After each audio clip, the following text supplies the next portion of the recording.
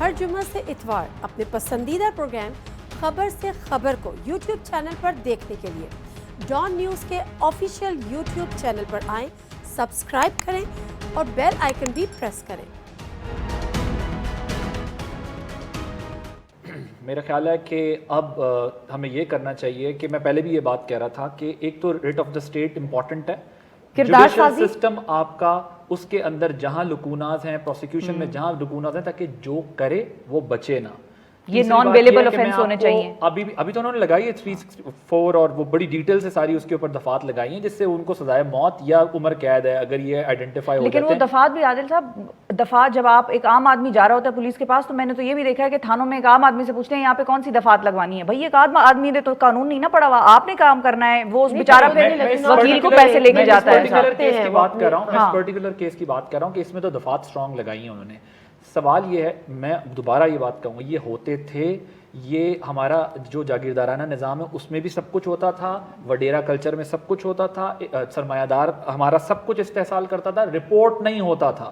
یہ میڈیا نے آواز دی، میڈیا کے بعد ڈیجیٹل میڈیا تک اتنا ایکسیس ہو گیا کہ میڈیا بھی نہ بولنا چاہے تو اب اس کو مجبوری میں بولنا پڑ جاتا ہے۔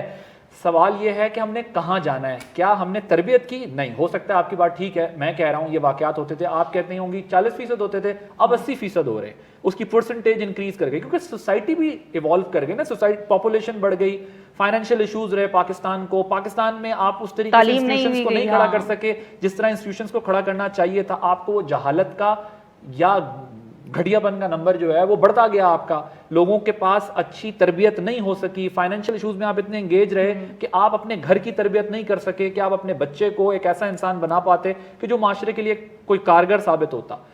ہمیں ایک تو میں نے آپ کو قانون بتا دیا، سزائیں، لیکن جو میں آپ کو بار بار بات کہہ رہا ہوں، دیکھیں آپ یہ جاب سے فائر ہونے چاہیے، ان کے بزنسز پہ پینلٹیز بھیجی جائیں۔ اگر یہ دکان چلاتا ہے تو اس کو کوئی ایسا لیجسلیشن کریں کہ اس کی دکان پہ پینلٹی بھیجی جائے 1 لاکھ روپے کی، 2 لاکھ روپے کی۔ تم نے یہ جرم کیا تھا، یہ ثابت ہو گیا، عدالت نے تو تمہیں سزا دی ہے، لیکن تم یہ کاروبار نہیں چلا سکتے، اگر تم دوبارہ یہ دکان نہیں کھول سکتے، تم دوبارہ یہ بزنس نہیں کر سکتے۔